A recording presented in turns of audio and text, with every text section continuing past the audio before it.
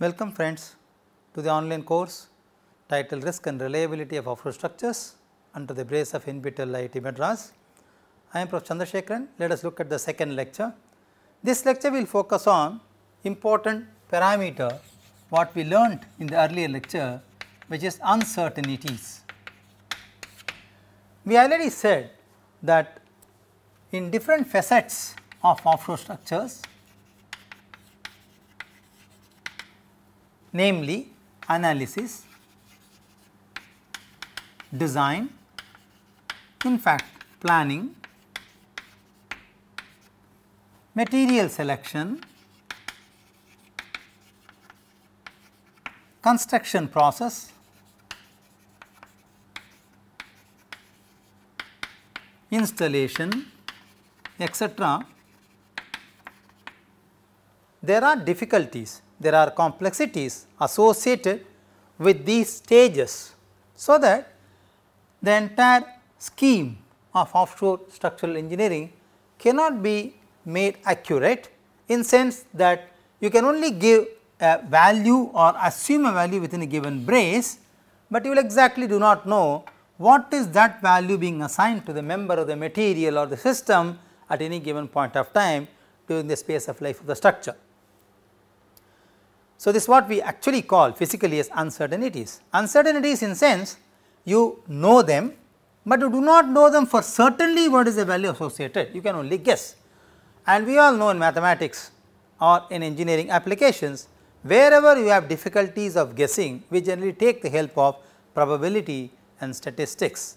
So, in the first lecture we saw that probability and statistics can be very useful, and reliability as a tool can be very efficiently possible to handle these uncertainties associated with different walks of offshore structural engineering. There are many advantages of various reliability methods which we summarized in the first lecture. However, reliability methods also have certain limitations. So, we summarized in the first lecture that reliability studies are circumscribed around one important term, what we call uncertainty estimates. So, let us talk about uncertainty in lecture number 2. Let us try to differentiate uncertainty and failure.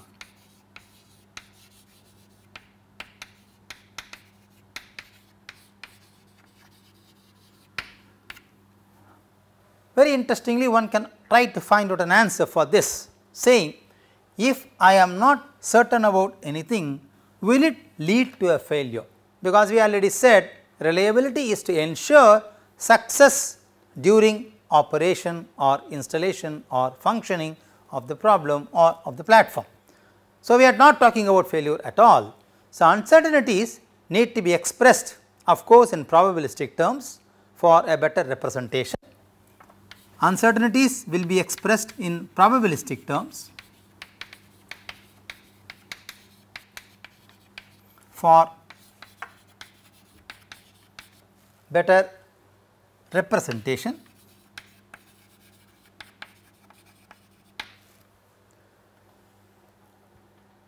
Since it is so, let us try to also make this as a comparable platform for failure. Therefore, we say failure should also be expressed in terms of probability.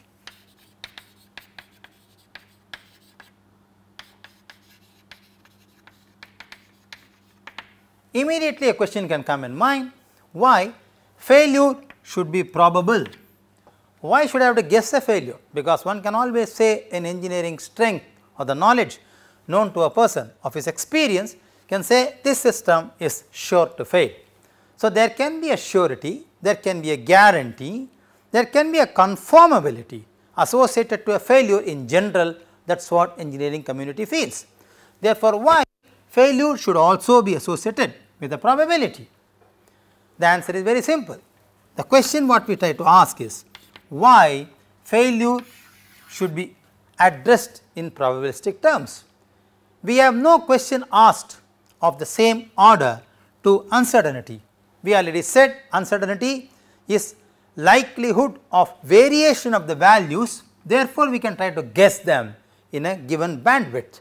So, we accepted probability as an important tool or reliability as an important method to express this in a more engineering manner, but we are yet to be convinced why failure should be associated in probabilistic terms, because failure and uncertainty are interlinked psychologically. Now, the question is why failure need to be addressed in probabilistic terms, because there will always be some degree of uncertainty in confirming the failure of any given structure. Since you are not sure 100% that the system or the structure will fail under the given combination of loads, when you are going to guess an order of failure, obviously failure need to also be addressed in probabilistic terms. Therefore, in general,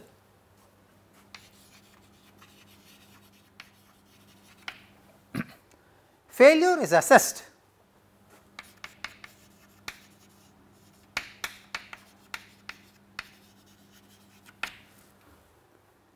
by the inability of the structure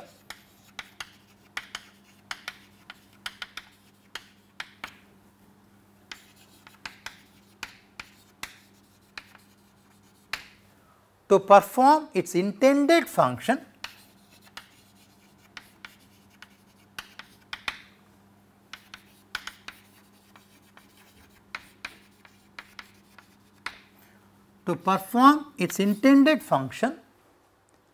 adequately on demand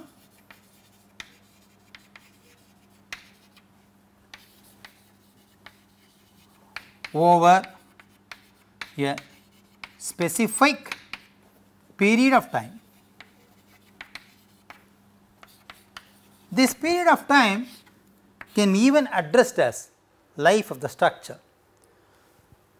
So, failure is actually an assessment which is done on an existing system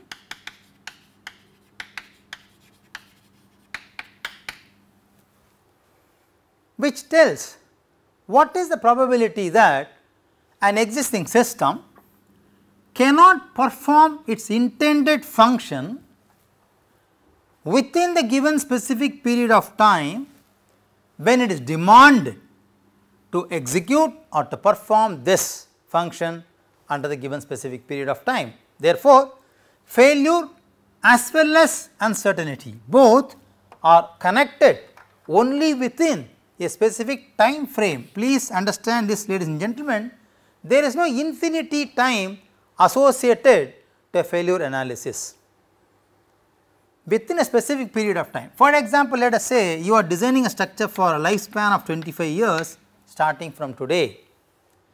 If the structure has failed to perform its intended function, what is an intended function?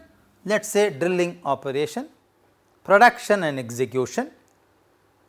If it is not able to successfully perform the intended function within its lifespan, when it is demanded to perform, then one can say the structure has failed. Failure does not always mean only a structural failure. Failure can also mean a functional failure.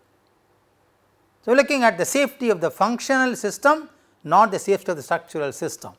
The reliability and risk assessment in offshore engineering is not exclusively applicable only to the structural engineering part of it, but predominantly applicable to the functional use of an offshore structure under the given specific period of time. However, when the life of the structure has crossed the lifespan design span of 25 years, if the structure has failed to perform its intended function, I would not call that as a failure, neither I would call the deterioration property of the structural member as an uncertainty. So, both estimates of uncertainty and the link of uncertainty to a failure are connected closely only within a specific band of time. That is a very important definition we have got to understand to really define uncertainty. Now, let us try to understand reliability in probabilistic terms. So, how do you understand reliability in probabilistic terms?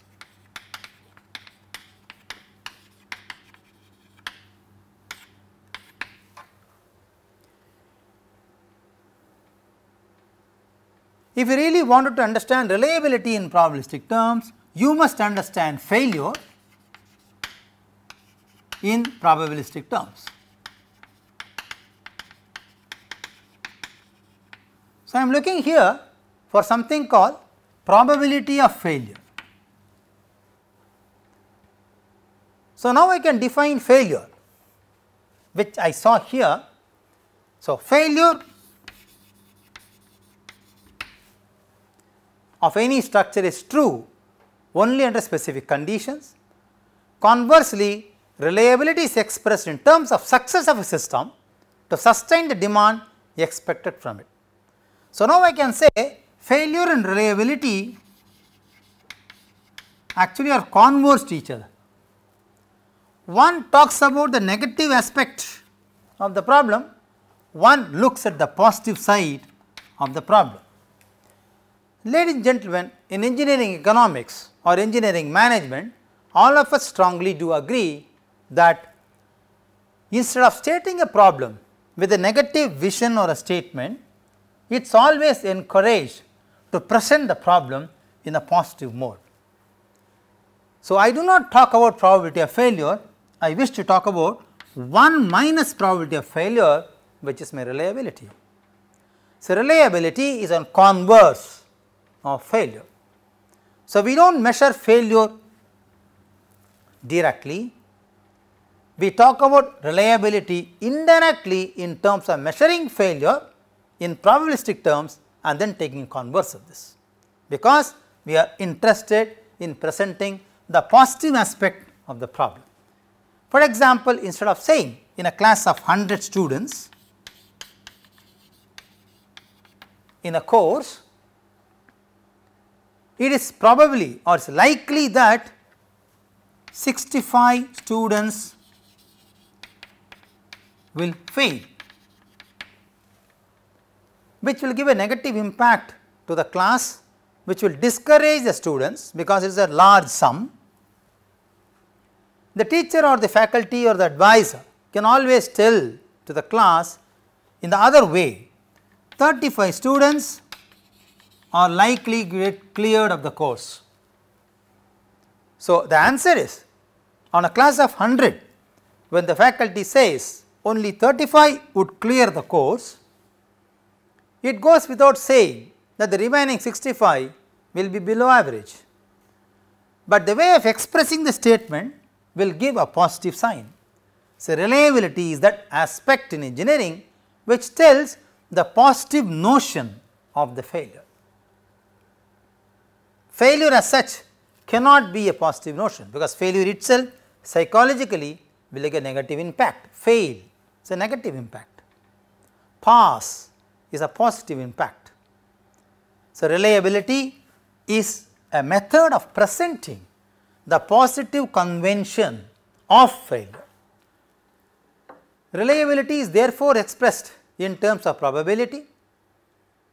There are some vital parameters which are important,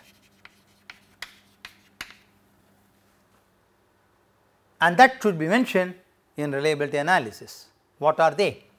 Vital parameters in reliability analysis.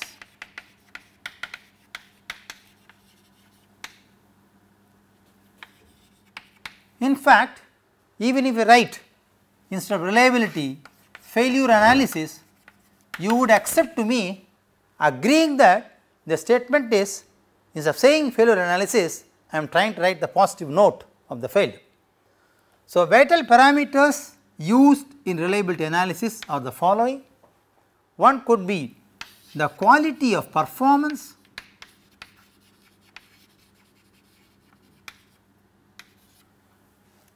under the quality of performance one can talk about the degradation of strength, of material. In offshore structures, the predominant factor responsible for degradation of material is corrosion.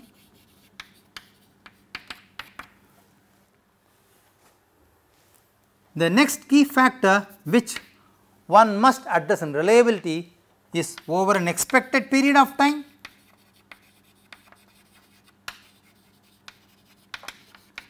because we already said failure is also specified within the period of time, it is not over an infinite period of time.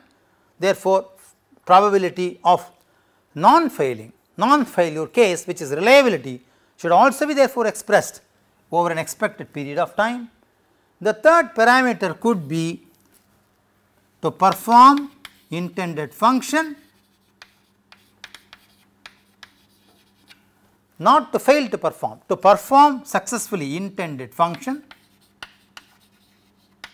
under specific conditions. The specific conditions could include the considerable C state, the considerable wave climate, etc., operational loads, etc. So, you have to specifically very clearly declare in the beginning what are those conditions under which the structure is expected to perform, what is the period over which the structure is expected to perform, what is the quality you are expecting from the structure to perform. You are going to declare these vital parameters in advance to really do a reliability analysis of an offshore structure. Now, let us ask a fundamental question: what is the genesis of reliability? From where this reliability has been origin from? It is the probability of success to perform an intended function. Let us put it like this: reliability originates from a statement saying that it is the probability of success to perform the intended function.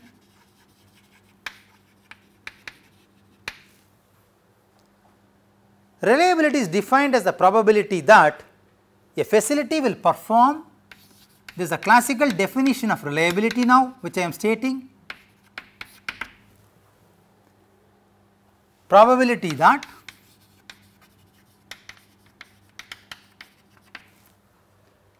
a facility, the facility is a general term, we can even say a structure, will perform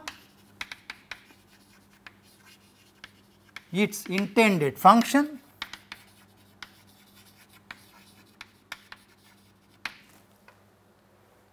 for a specified period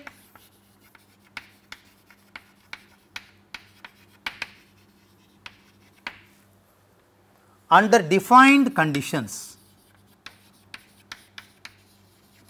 Even one can say predefined conditions. What I already said, specific conditions.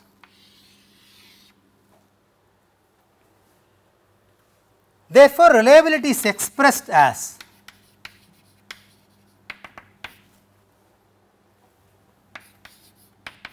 one minus P of f, where P of f is called probability of failure.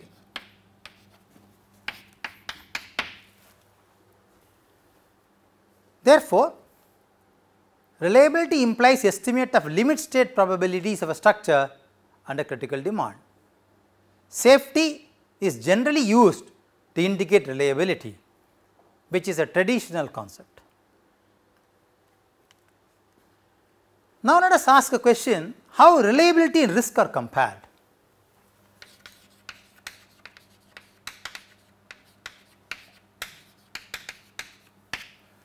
In the earlier part of the lecture, we compared reliability and failure. Now, we are comparing reliability and risk. We already said reliability is actually the probability of success to perform the intended function, whereas risk actually is a measure of magnitude of hazard. Risk is actually a measure of magnitude of a hazard. Now, the question comes, what is an hazard? Hazard actually is a scenario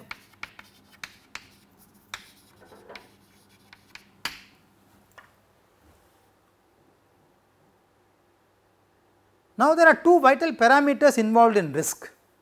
Risk has got two parameters now involved. What are those two parameters? One is the probability of failure, two could be the frequency of failure.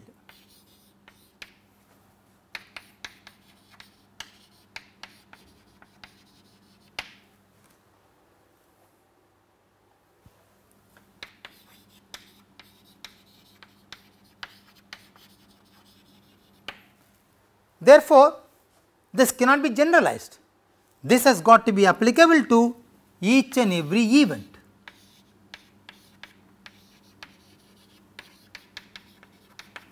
So, the whole offshore structural problem should be discretized into different varieties of events, and each event should be associated with the probability of failure of the event. If at all it fails, what would be the frequency of that failure? Therefore, risk assessment deals with two fundamental questions.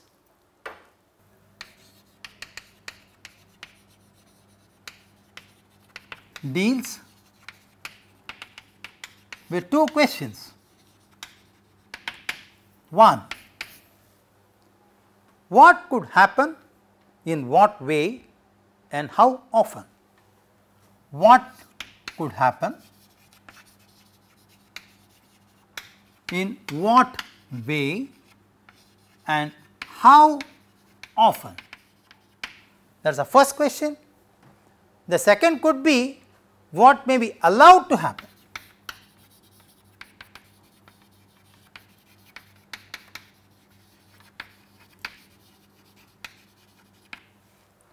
This is what we call as risk acceptance. What may be allowed to happen? If it is allowed to happen, how often? That is risk tolerance. And where? Risk acceptance criteria. Can it happen to all vital functional components of a given system? Where you can allow risk acceptance? How often you can allow or permit risk acceptance? And what may be allowed as risk acceptance? So, these two questions become very important to get an answer which will lead to what we call risk assessment. Therefore, ladies and gentlemen, answering these two questions will lead to risk assessment. For an offshore structural engineer, if the assessment turns out to be negative, he needs to answer further questions. Let us say, what are they? What suitable measures, if the answer appears to be negative, then an offshore structural engineer needs to answer furthermore questions.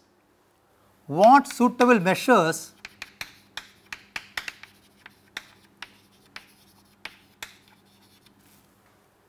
are needed to provide the required safety?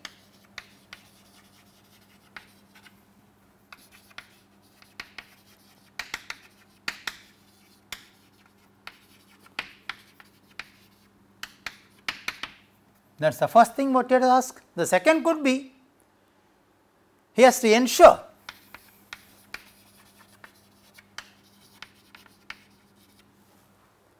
that appropriate measures are taken in place to guarantee the proper functioning.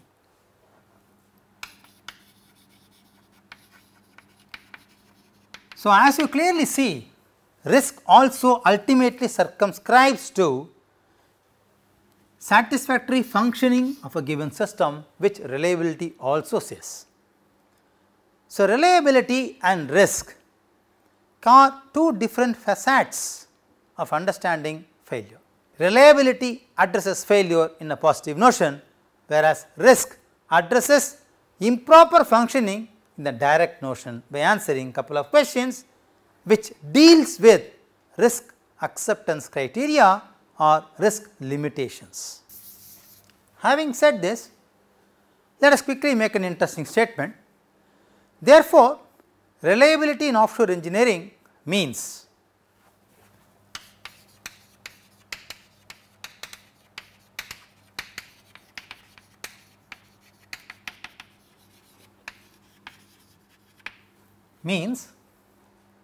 to assess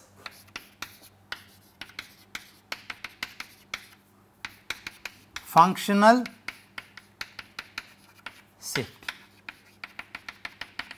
It is not directly and explicitly only for the structural safety, it is predominantly focusing on functional safety.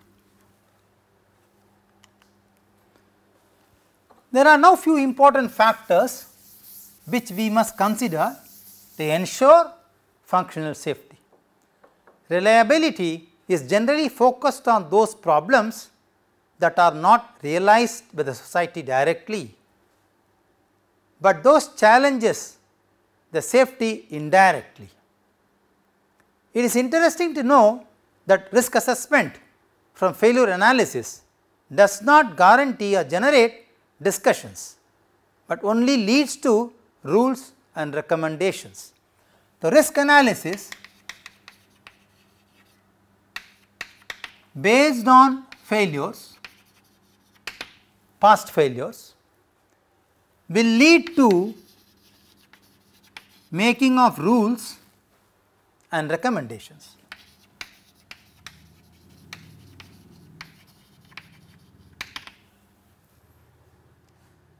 It is more or less in the strategic profile, whereas reliability is more or less on the generic profile. Reliability actually opens into an engineering questionnaire that shall lead to a better understanding of probability of failure. Instead of understanding and then framing the rules not to fail or not to cause failure, reliability rather helps to understand why the failure has happened. So, it is a more intrinsic, more diagnostic method of understanding failure in part and parcel, whereas risk is an explicit, cut short, direct, crisp, sharp method which ultimately concludes to certain rules and regulations which can avoid such kind of failure. So, risk leads to risk assessment or analysis leads to recommendations, reliability analysis leads to understanding of failure. Uncertainties of course govern the use of reliability tools to judge the safe performance of offshore structures. There are varieties, there are very many types of uncertainties which we will now see.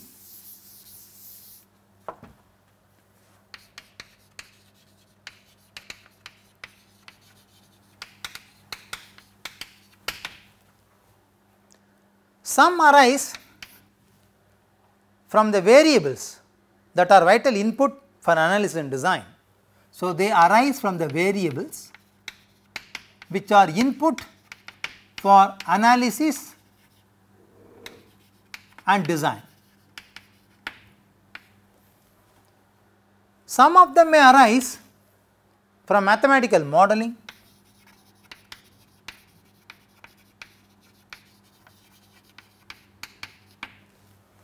some of them may arise from the mathematical algorithm,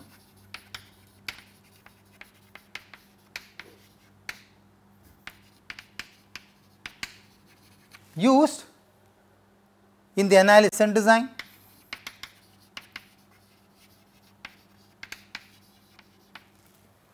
Some of them may arise during experimental investigations,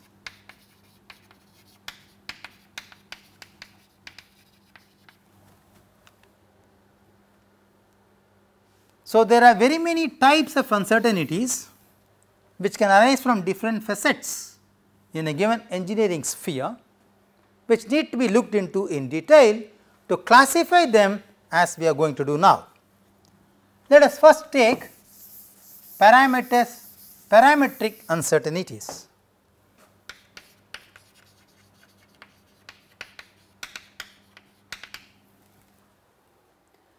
They generally arise from the input variables of the physical, mathematical or numerical model used in analysis and design. So, they essentially rise or arise from input variables which are essentially used in analysis and design. I can give an example. What are the general input variables which you generally use or require for an analysis? Let us say loads, material strength,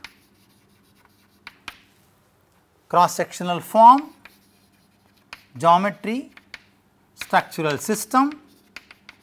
Okay. All these are a sort of an input which is used either for a preliminary design, what we call as FEED, front end engineering design in offshore structures, or for analyzing to find out the critical values for which they should be designed.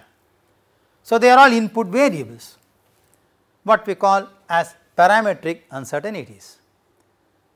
Now, the question comes, why they remain uncertain?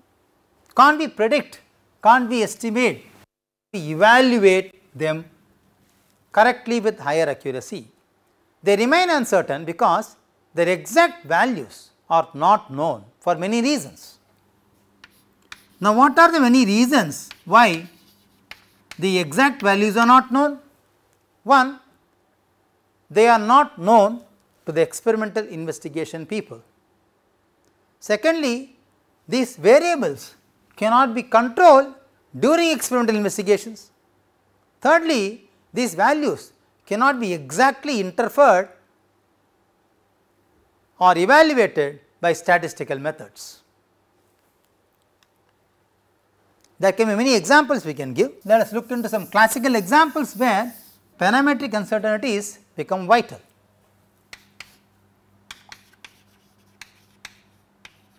Examples: damping estimate in offshore structure. Secondly, compatibility behavior at the connections or joints of members. Thirdly, it could arise compatibility behavior.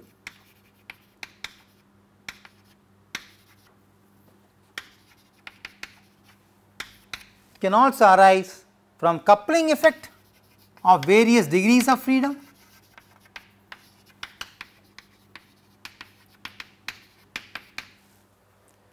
Can also arise from the effect of PM interaction of the material characteristics. Can also arise from the limitations of limitations of the mesh size in finite element analysis. Can also arise from the limitations because of ball joints in terms of its size, weight, etc. Can also arise from tether tension variations which cannot be correctly predicted. Now, the question comes, when a tether tension variation will occur? When there is a variable buoyancy created, this can arise because of variable submergence. This can also arise essentially and predominantly because of earthquake forces. There are various interesting research papers referred in the NPTEL portal of this particular course, where earthquake motion can cause a dynamic instability only by altering the tether tension variation in compliant systems like TLP. Please look at these papers. Interestingly, you will know that even a compliant system like a tension-like platform can be thrown to an unstable regime under earthquake forces only because there is a dynamic tether tension variation happening in the support system. So, now we have understood, and having said this, there are many factors which will prevent you from estimating the values of input variables in analysis and design models. You can also have some other issues which are important other than this. Inability to model exactly as designed, that is one important thing. Inability to model, I am talking about a numeric model or an analytical model, to model exactly as designed.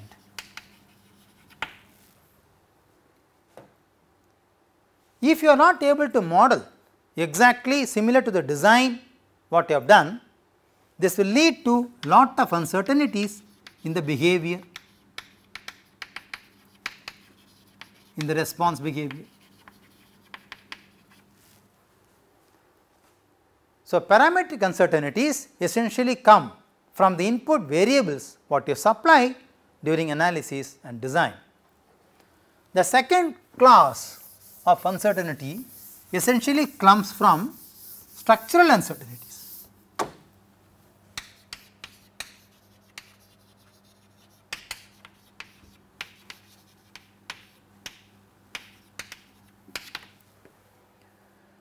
Essentially they arise from the inaccuracy of mathematical model that shall simulate the real time behavior of offshore structure under installed conditions, because the real time behavior of a system under installed condition will be different from the top and uninstalled condition in the laboratory scale, because of the mass difference, because of the sea state. So, numerical models therefore can only predict approximate reality. For example, it is difficult to model the behavior of a pinned connection in an articulated tower under the combined action of axial load and the moment.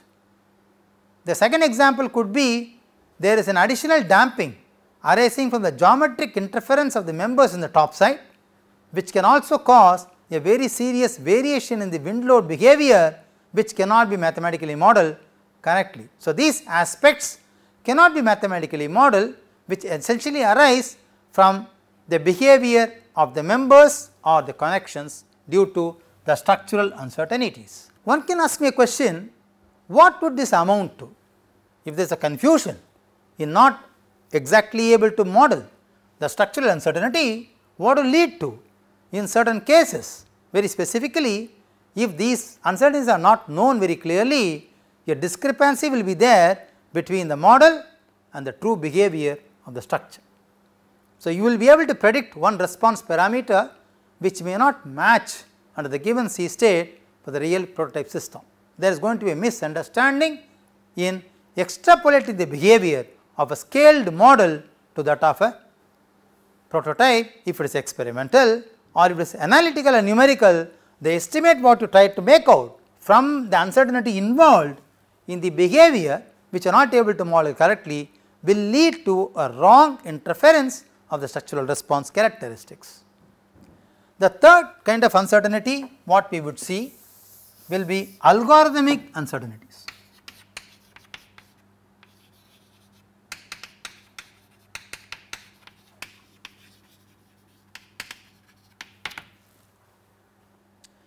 They essentially from the approximations which are using for implementing the analytical model.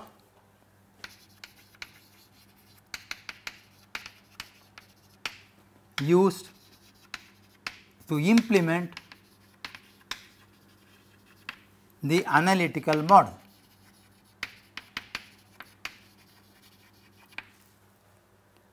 I can give certain examples for this. Let us say I want to predict the dynamic response behavior of an offshore platform. I try to write the equation of motion. Equation of motion requires iterative parameters to be solved. So, the solution of equation of motion generally becomes iterative. Numerical methods are used to solve such problems in engineering domain. In dynamics, we know that most models are too complicated to solve them exactly.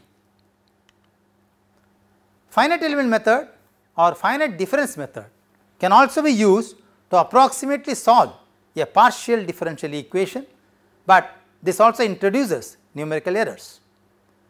Numerical integration methods inherently deal with infinite sum truncation, that is necessary approximation in the scheme of numeric implementation. So, you pick up any method for which you are solving the equation of motion or a problem arising from partial differential equation, etc. All these algorithms also introduce in parallel errors or approximations, which we call them as algorithmic uncertainties. So, in this lecture we are trying to discuss in detail about varieties and types of uncertainties. We discuss the connectivity between reliability and failure, which reliability is a positive approach of explaining a failure. It gives a psychological satisfaction in making the statement more explicit, saying it is going to be better by 10% instead of saying it is going to be bad by 90%. We also connected in this lecture reliability and risk. Risk is a post-mortem of a failure phenomena, leads to framing of rules and regulations to avoid a failure, whereas reliability is a capacity building. It deals to make you to understand better about the uncertainties. So, reliability is a knowledge bank. Risk assessment is an application or implementation of the knowledge bank to frame rules and regulations, so that code regulations are based on risk assessment. Design analysis of new structural forms should be based on reliability analysis. So, we made to compare them. We also said reliability is circumscribed with uncertainties and varieties of uncertainties. We talked about parametric uncertainty, which essentially arise from the input of the variables used in analysis and design. Secondly, we said structural uncertainty essentially comes from the interaction of members under the given installed condition. Third is uncertainty arising from algorithmic schemes used for solving the equation of motion, maybe numeric methods, maybe finite differences, finite element methods, etc. All of them in parallel introduces approximations which are called as uncertainties in my understanding. So, we will continue with this lecture in the next class, discussing more types of uncertainties, and then we make a summary that what we should do and how we should deal with these uncertainties. Do you have any questions or doubts? Kindly interact in the web portal, try to post your questions and share your understanding to the entire audience addressing or listening to this course. Do refer the material given in the references as textbooks and reference section in journal papers. Do a capacity building in parallel, try to put as many questions as possible to make the subject matter clear to understand. Therefore, you will be able to appear for the exam and pass all tutorials very satisfactorily and indigenously. Thank you. We look for the next lecture.